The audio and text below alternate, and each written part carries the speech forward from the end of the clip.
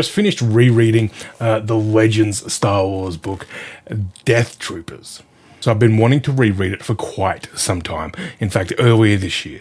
But I held off wanting to get kind of like the Halloween time of year to kind of consume some creepier, gorier Star Wars content. I do think listening to the audiobook is the peak, the best experience for this book over just reading the book itself. With getting a combination of what the author has written, but then with the works of the voice actor, but then with Star Wars books in general, with all the audio special effects you get in those books, hearing all the crunches, certain intense chapters, but then with Death Troopers in the audiobook version, when they announce the start of a chapter. When they announce the start of a chapter, you then get just a normal announcement of the number and the name of the chapter. But then you get like an echo screaming of that chapter title. And I think it really sets the tone for the chapter. But at the start of the book, you don't get that. Like it only starts happening around chapter 8. It's a really good indication of shit's about to get weird. So strap yourself in. I know not a lot of people are huge on this book. I know not a lot of people are huge on this book, especially for a Legends book. But I have to say, as someone who prefers canon books, this has to be one of my favorite Legends books, if not my favorite Legends book. And that's coming from someone who loves Thrawn and Heir to the Empire. Now, Death Troopers is a smaller book. It's only 245 pages. The audiobook is only about 6 odd hours. So it's really a really short story. With knowing what the story is when you read it, I really don't think it needs to be more than what it is. The author, Joe Schreiber, I think has done a really good job with, at the start of the book, setting up our main characters really well, giving us backstories. So us, the reader, understands their motivations on why they make certain decisions and certain decisions later in the book. And then the middle part of the book, it's like intense chapter after intense chapter, things getting weirder, things getting worse for our main characters. And then the final chapter, I will say, not the final chapter, the final third of the book, I do say, I feel like it ends really, really abruptly. Like, I could have done with probably 20 or 30 more pages. So just a little bit more of an ending would have been better, I think. A fantastic description of what has happened on this prison barge and this Star Destroyer that the prison barge runs into. Description of what has happened originally, the Empire's motivations of this virus they don't create, and what their intentions are, or what they were hoping to do with this virus. Then some of the main characters do get a hero ending in this book. Some get to survive. I will say, as I was rereading this, halfway through the book, there's a character who's the doctor for this prison barge. And she goes down to the depths of this ship where two prisoners are kept in the hold. And it's Han Solo and Chewbacca. And I was like, why did I not remember that they were in this book? Like, that's a huge thing.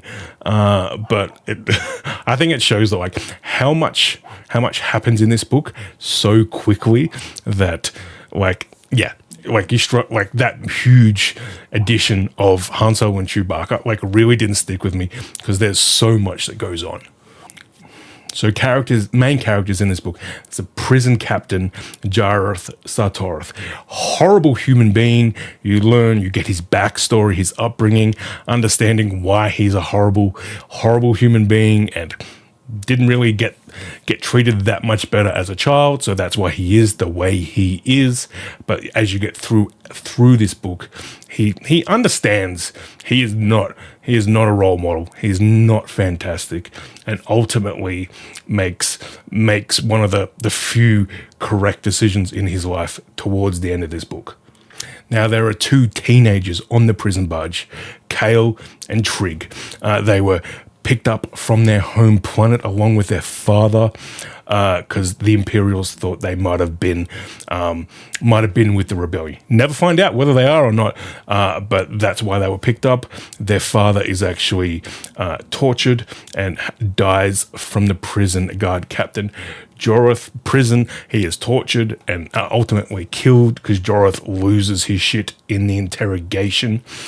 And then we have the head medical officer on the prison barge. Her name is Zahara Cody, has a very rich upbringing, and people think this is just her, like what she's going to do in her 20s to escape that rich lifestyle, and everyone's expecting her to go back to that. She cares for the prisoners to the detriment of her working relationships with the stormtroopers on this prison barge, where they very much treat her just as bad as some of the prisoners. Now, spoilery and just some parts about this book that I just wanted to vocalize is like you get pretty much the final third of the book and you learn that these stormtroopers and the prisoners, when they die of the virus, and then they flat out just stand up and disappear and none of the main characters know where they've gone. Where obviously they're zombies. Over time, these zombies create little groups, and they all stick together, and they eventually learn over time. The question is whether the zombies themselves are learning, or is the virus in them learning. But yeah, so eventually on the Star Destroyer, they learn how to activate the tractor beam. So when anyone tries to escape in a shuttle or an escape pod, the tractor beam just pulls them back into the Star Destroyer, into the shuttle bay, where all of them are just waiting. And then eventually in some of the Imperial shuttles that have quite good armor, the zombies can't get through that armor, and eventually they learn that they need to find heavier weapons. And eventually at the end of the book, they find heavier weapons to get into those shuttles.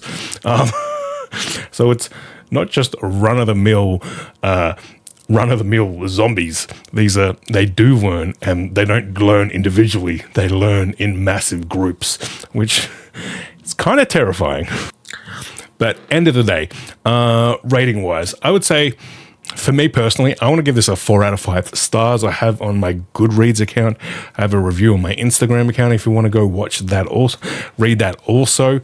But like, if you're looking for something Star Wars, Halloween, a bit gruesome, a bit crude, a bit gross, then listen to the audiobook version of this, and there are chapters where like you want to hit pause and step away. Like last night, I was trying to finish the last hour and 45, 2 hours of this book, and I got down to like the last hour, and I was like, no, I need to put this aside and wait for tomorrow, because it's getting a little bit too much. And like, that's out of like, I enjoy this book, I enjoy the story, I enjoy what's happening, and it still became a little bit too gross. So if that is your vibe, I would recommend go pick this up, get the audiobook, get the book, read it, listen to it, enjoy it, and let me know what you think in the comments.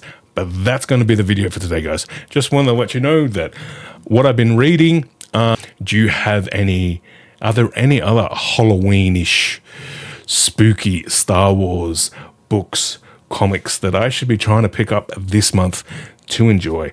And please do let me know. And have you read this? Let me know what you think of it. I know not a lot of people are huge on it, but interested to hear what you think.